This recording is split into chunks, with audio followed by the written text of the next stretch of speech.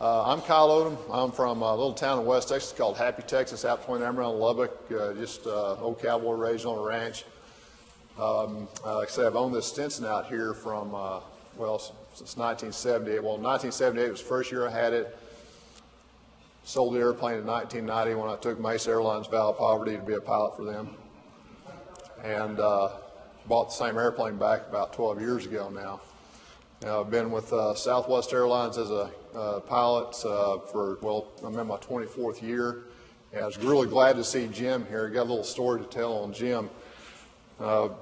Back when in Dallas, in the Dallas base, when we'd pull into the gate, the mechanics would marshal us into the gate. And if there was something wrong with the airplane, we'd give a thumbs down, and they'd roll a gantry up to the window so they could talk to us. We'd open the window up. Well, Jim, I gave him a thumbs down. He comes up to the window.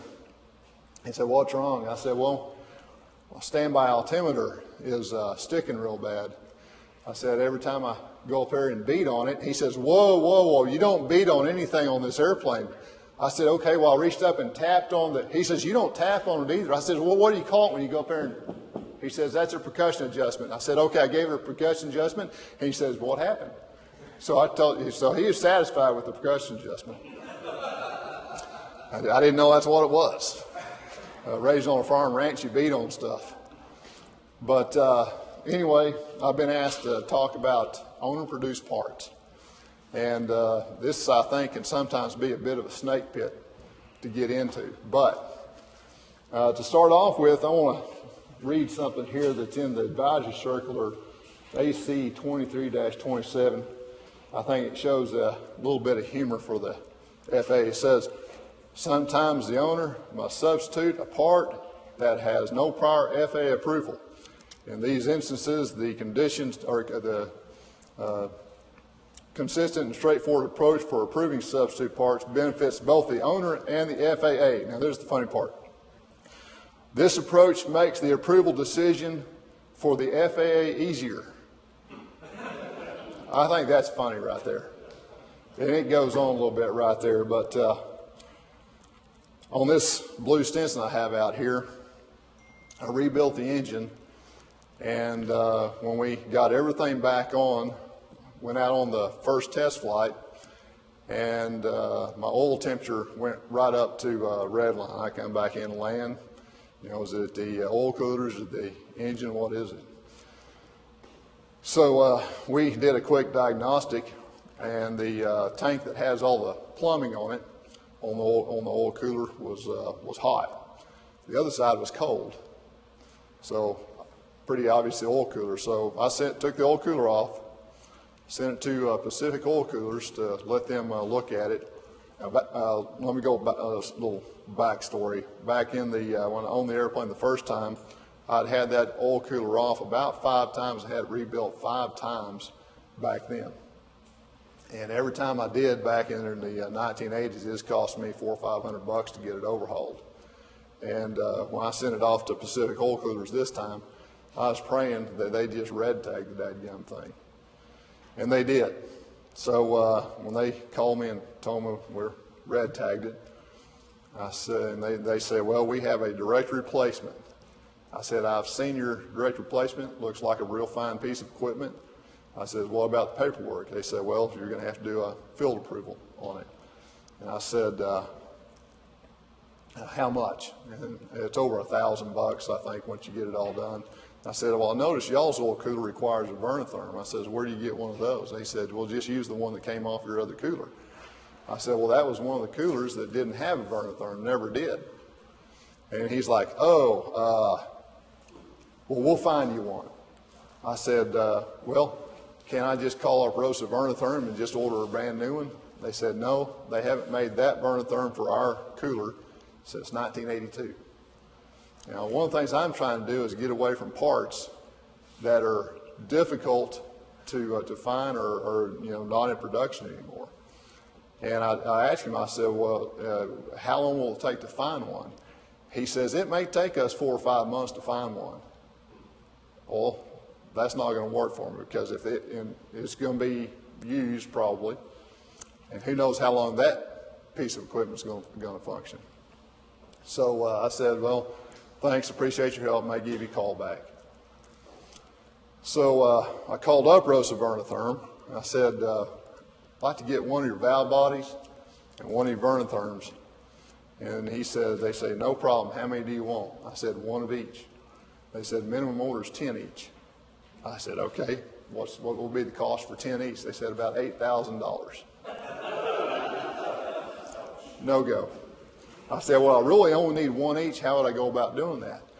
They said, well, you're going to have to contact one of our distributors. I said, all right, give me the phone number of one of your distributors. They said, we can't just give that information out. I had this call on speaker, and my IA was listening to the call. He does this. He goes, so I hung up on him. And he told me, he says, Kyle, you got a Car 3 certified airplane. There's this new provision for owner-produced parts. He said, go out and find the best thermostat that you can and run it past us, and we'll take a look at what you want to do. So I went to Univair, Aircraft Spruce, a couple other places to find a remote-mounted thermostat. And the ones that were out there, there was no paperwork with them. There's not even mil spec. They're made out of pot metal aluminum. I've seen these things before on tractors before. You know, they looks like the newest one that I found may have been produced back in the 1960s or something like that. And then I got to thinking, I got a buddy that races cars, so I asked him, you know, who does he use for parts like that?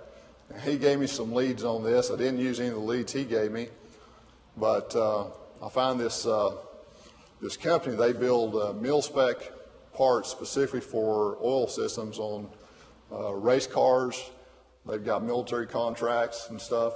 So I thought, they've obviously have to have a certificate from the military to produce mil-spec parts. And so I contacted them. The company's called Improved Racing. And I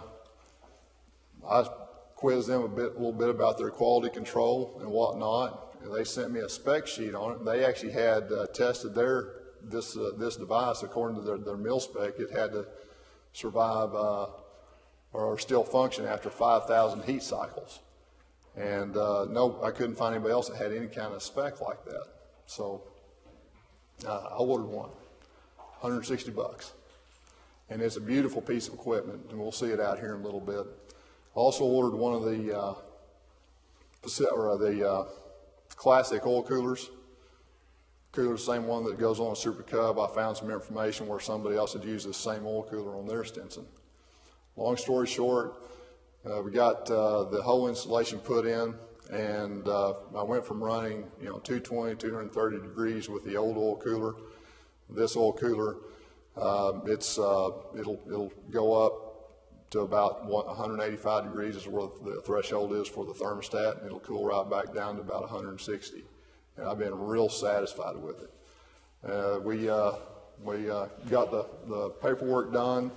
It's in the logbook. For me, is the way to go. Now, has anybody else in here had to deal with owner-produced parts? Or? All right. What's your story? Well, we just did some cowl mounts with B-77. Okay. And ordered their original order part. They don't make them anymore. They wouldn't even talk to us, not give us any information. So basically, we took the dimensional data. It was just 4130 outer shell for the bushing inside with the rubber material. Nobody knew what that rubber material was. So we looked at other cowlings, radial engine cowlings, find out what their barometer readings were, what they were made from. That's when the basis we made these cowlings. Yep. What did the paperwork look like for that? There's a minor modification or minor alteration. Yeah, I think in my eyes, it's not even a modification. It's just right. A produced part installed. Right. Well, It's pretty liberal with it. and yeah, that's what's cool about that is it has a more libertarian aspect to it, and in looking through this and studying what I could do with that, and since my IA told me if I got a Car-3 airplane, which is valid data, and also the maintenance side of that is CAM 18, and it gives you a little more of a libertarian aspect of what an owner can do as far as maintenance and parts and stuff. Well, I'm not going to go through regulations. That's another program I can do. It's 4 hours, but we got lunch coming up, so we're not going to do that. But that's really about all I've got. Question? Questions on the specific oil cooler. It does not have a burner. Now the original cooler that I had did not have a vernotherm. There were certain serial numbers on those. Do you know what the serial numbers were on those that did not have vernotherms? 183 did. It did? It didn't. It didn't, yeah. But heck, it didn't even have filters. If you get a Pacific from them, you keep your old vernotherm and you install it. Correct. The advantage that they have, I just installed one for Oshkosh. The advantage they have, that is an original part number. There's no approvals required. You just have your mechanic enter that in your logbook with the original part number. That is a PMA or whatever the terminology is. That's an approved part. But you do have to have your own vernotherm to go in that stuff. Okay. Well, when I talked to them, they said it was a field approval to install that. Yeah, they've got that change so that you don't need to approve. Right. You just enter the guy enters. Right. The original part number. Yeah, they told me they were working on that whenever I was needing to do that. Approved now, just for 183. Yeah. Mentioned it. I didn't have a vernotherm, the old one, and financial was down to Chris Collins for overhaul. And he said he wasn't going to send back that oil. He wouldn't send back the oil cooler with an overhaul engine. He wanted me to buy the new one, and he put a vernotherm in it for me. Now he said he had 8 of these old oil coolers on the bench on the shelf. And when to test it, you do 100 psi pressure test. And he said 7 of them started leaking. Well, that's just it. I mean, you go to getting these old parts like that. Let me change. This has nothing to do with the owner-produced parts, but when I rebuilt the engine, actually, it was a bottom end repair is what it was. I had to have a crankshaft, a camshaft, and oil pump. But Susan sent me 5 crankshafts separate times, and my IA rejected all 5 of those. And the problem was that front bearing journal, that long one, was worn in an oval fashion. And one of them was supposed to have been yellow tagged, but we shot it down. Wound up on a Sacramento overnight, went out and looked at one that was yellow tagged, and then I told the guy who had it, I said, I'll be, like what I'm seeing here, but I said, if you don't mind, we're going to go do our own inspection and give me 30 days to accept it or reject it. And he said, that'll be fine. So we went, we even did our own magnaflux on it, and we checked all the dimensions, concentricity and all that, and that's the one we went with. So if you're looking at those things, look at that front bearing drum if you're replacing that crankshaft. Yes. I got a question. As far as an owner-produced part, what's your interpretation? I've seen a couple of different thoughts on what the owner has to be involved with in that owner-produced part. Well, on mine, I wanted well, according to the documents, it needs to comply with a standard. And mil spec, it's hard to get much higher than mil spec or SAE or something like that. Well, that's the standard I wanted to go with. And with these, the thermostats that were at some of these parts houses like Univair and Aircraft Spruce and stuff, had no paperwork with them. There was no mil spec or anything that they were designed to. You go looking at them, you can tell that there's some specification they were built to, but there's nothing you could prove that by. And that's the reason I went with this other company here.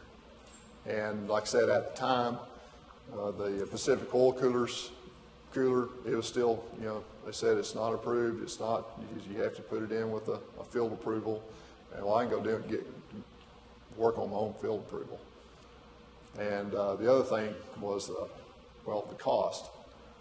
With a $300 oil cooler from Pacific Oil, or from Aero Classics, and this thermostat I got, I feel like I got a pretty good deal, and it works really, really well. Questions? Well, it's more like a comment. One of the things about just looking at these parts, some people in the air, I'm sure, are familiar with this, and some maybe not.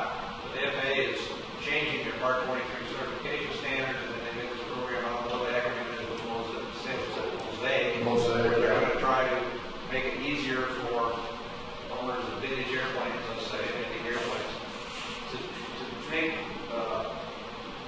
safety and performance improvements. And we don't know exactly what that's going to end up looking like, but I would think that going down the shore would be easier for us to do this sort of thing in the future than I had. I think it's beneficial. The only caution I have about Mosaic is if you go to doing that, then for future owners that may want to use the airplane and put it on maybe a 141 certificate for training or something like that, hopefully there's a carve out for that. Because if you think about it, if you can't train in the airplane, flight instructor can't be compensated to go keep somebody current in it, then how are you going to be safe flying this thing? When are you going to go? How are you going to get a biennial flight review or something like that? That's one concern that I've got, is the training aspect.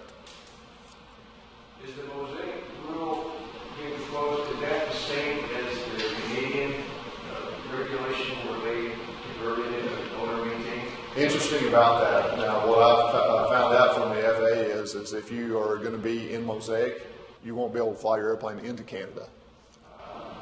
Interesting. Yeah. I think they were Yeah, I think that's right. you can't import the airplane. Right. Yeah. I don't know about y'all, but if you got going on Barnstormers, whatever, you see a Canadian registered airplane, I lose interest in it. So I see it's Canadian registered, because I've heard horror stories about getting those things in here, and I've heard other stories where it's easy. But once again, it's about the paperwork on the airplane. Now, as far as the participation, that's the key thing about the owner-produced part, is that and what it does, the reason they do that, it limits the liability of the mechanic. And all the liability is on the owner. That's one of the main things is about that. Now, some of the A&Ps in here, AIs or IAs, if you don't want to comment on that aspect of it, but for what I wanted to do, the quality control was really what I wanted, because I want a good part, and because, well, for one thing, my daughter's going to be flying the airplane, and my sense of mortality is pretty high myself. So, Kyle, let me ask you a question on produced parts. So you made the part, it's log entry. You sold the plane, and somebody else, for whatever reason, has a fault in it. And are you liable for it? Can it come back to you in that regards? Yes, I think that they can.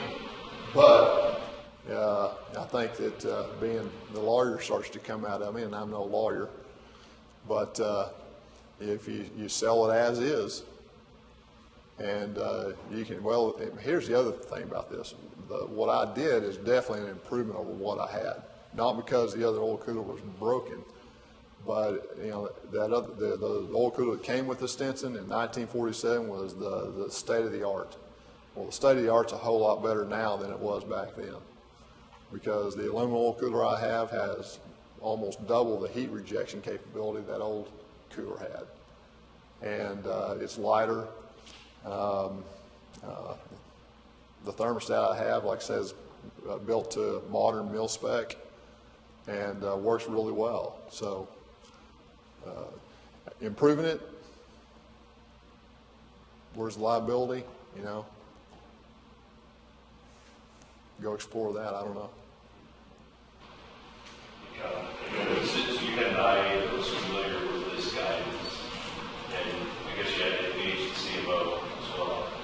Yes, the interesting thing about that is that the FAA, they wind up sending their new guys up there to the IAs, and they get educated pretty well because, you know, they don't teach the cars and the cams at the academy in Oklahoma City.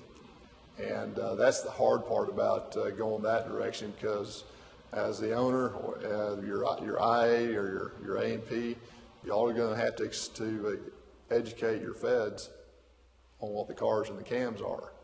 And you have to know that stuff pretty well, obviously, to educate them.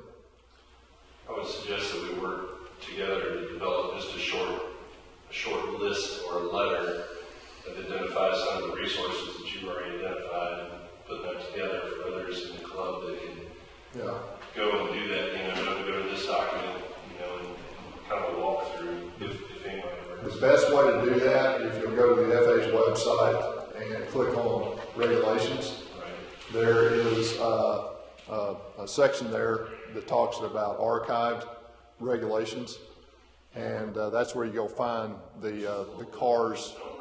It is. They're still in standing. Well, they're in standing, but they put them off like this is old history, right? Which is part of the problem. Right. If you're trying to educate the same way. Exactly. But, you know, our airplanes were certified under CAR 3, and CAM 18 is what regulates the maintenance, what can be done there. Everything's still to a standard, and the key point here is the cars and the cams are still approved data. FAR and Part 43 did not supersede that information. Now, if you want to maintain your airplane under Part 43, you know, that's great. And I think there's definitely some things that are relevant in that.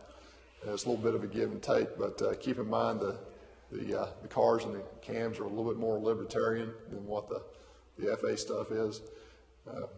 I can start going down some rabbit trails here on this that will never end because of one regulation. FAR references another one. The cars and the cams don't really do that. They're pretty black and white, and they don't give you another regulation to go to. And that's, I think, where the FAA, they tend to go down some rabbit trails real fast on that stuff. And if you don't know where to stop them and say, best back up here just a little bit, you know, I've got a CAR 3 airplane, then they'll take you down those rabbit trails that they know. The other thing I'd mention is, I think it's prior to 1956, any 337s are considered approved data as well. So that might be a thing that we as a club want to kind of collect, our 337s for 108s as well as ground engine airplanes, and kind of have a library of those so you can archive or peruse those when you need something.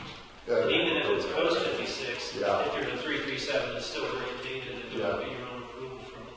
And see, 1957, 59, it depends on who you talk to. I find at the FAA as to when the FARs start and and the other stuff didn't, because I found one revision of the CAM 18.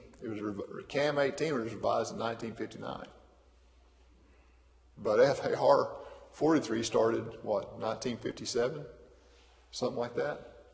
So it seems like they overlap, but they still had people working on the cars and the cams that were revising them after the FAR started. And I think that's where a lot of the confusion starts. Well, if you get into like a Cessna 172, that's a CAR 3 airplane. The original airframe is a CAR 3 airplane. But as they modified the airplane with the rear window, the swept tail, all these other mods they put on the airplane, it became what's called a stipulated certificate, where parts of the airplane were certified under the cars and the cams, but the stuff that was done under FAR 23, the modifications they did under Part 23 and FAR 43, you got to be real careful what part of the airplane you're working on that. And sometime in there, like 1980 or so, it was a 100% FAR 23 airplane. But if you go look at the type certificate, it's still a CAR 3 airplane. And I've run across mechanics that they're like working on this part and said we're complying under CAR 3 and CAM 18 because this part was still certified under that. And the FAA says no, that's FAR 23. But you got to know the regs and be able to point them back to it. I think that's the feds are kind of like taking a dog to the vet. You got to put a collar on them and drag them to it sometimes. There's not any feds in here, are there? That's it. That's defending your case, yeah. All the owner manufactured parts, pretty much replace anything internal to the engine, wouldn't it? Yes, that's correct. And what's interesting on that is if you, the engine, the Franklins were certified under the cars. I can't remember which cars deal with the engine specifically. But same thing with the Lycoming engine that you have in that 200 horse. It's a CAR 3 engine, or a CAR certified engine. But every engine we're using was it's 1930s technology.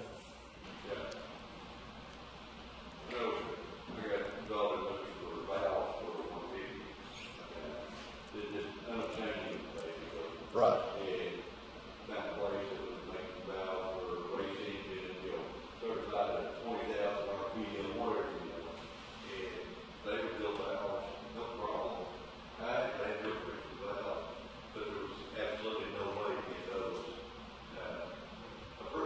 Right.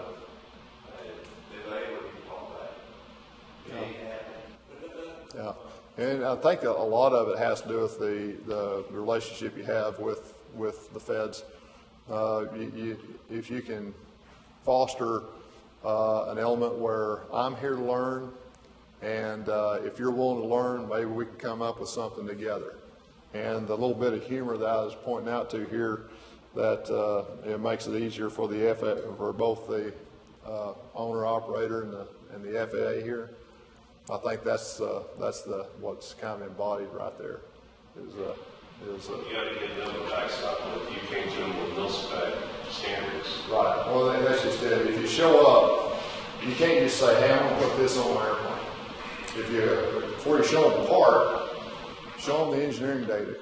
Don't overwhelm them with engineering data, but show them the data. I think is appropriate for this. Now, if they want more data, go get it. And it's going to take some time to get it done, but you can do it. You had a question. Back to what you were asking about Jody too. With them having the documentation of the mil-spec, they got to relieve your liability. Right. Because you're laying on top of the EC. Yeah. One of the biggest problems I have in my area is the univariate parts. They go very quickly. The univariate parts fail quickly. Yeah. Well, It's also univariate packet, which is like another one. exactly. That's just it. But see, this gets back to what I was talking about. You're looking for data, it has very little of the engineering there is in the original parts. Right. And my inspector then said, well, they don't release it, they go paperwork, can't you really trust them? Well, that's just it. That's one of the reasons why the thermostat that Universal was selling, and it was just a generic thermostat, a remote thermostat. And these other ones, there's no paperwork, and I know my Fed, he's give me something so that I can say yes on this. And that's the reason I went with this thermostat I have. Keep in mind, I'm not a certified mechanic. Okay, I am a certified tinkerer. There's oil filter conversions out there now. I have a couple of jobs that I've gathered up over the years. It's nothing but a gas kit or something from the local speed shop that will blow filter towel and blow that firewall together. They serve a something good that in, well, other than finding how to build. That's something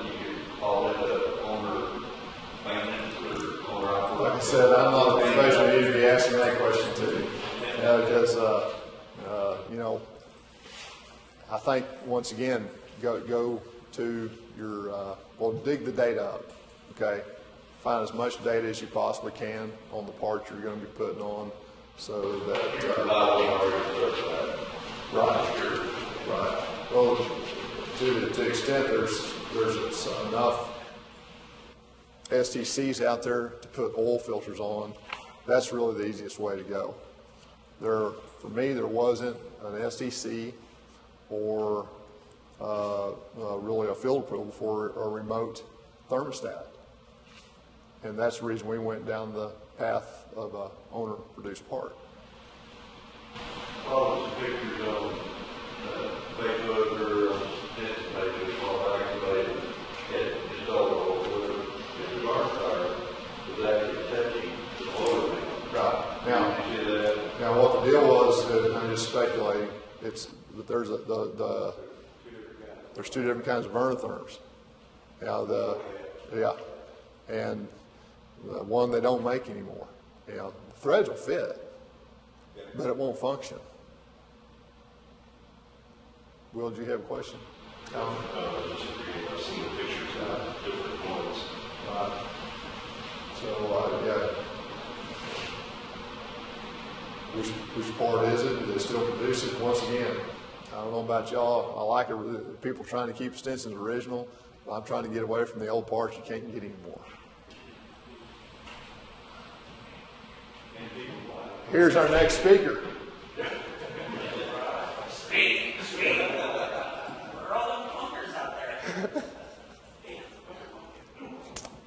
I don't have much more, but that's what I was just trying to do here is facilitate discussion on the owner-produced part stuff. This is good, and I agree with Will that somehow we ought to document some of this on the web page or something to help people. Just get some resources to go to. Yeah. I'm sure a lot of people don't even know that those two variants exist. Right. If you're trying to educate the agency about the place you go to, just have some documentation that educates. I think the best resource on this subject is Mike Bush that did the webcast several years ago. If you want to go through that, yeah, I think listen to it the first time, then go back and replay some of the parts that might apply to what you're trying to do. It's probably the best education you can get. And like I said, all I can give you is what my experience was with on a produced part. Yes, it is. But if you want to go down that road, it's a good way to go.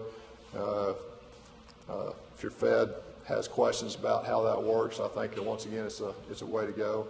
Now he'll tell you up front that he, with his Fed, he's having to go back and forth all the time about how the owner-produced part stuff works, and he always winds up winning. But evidently, it's once again, analogy of dragging your dog to the vet.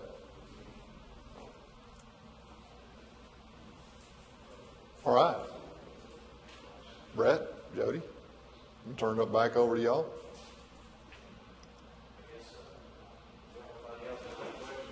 Good job, Kyle.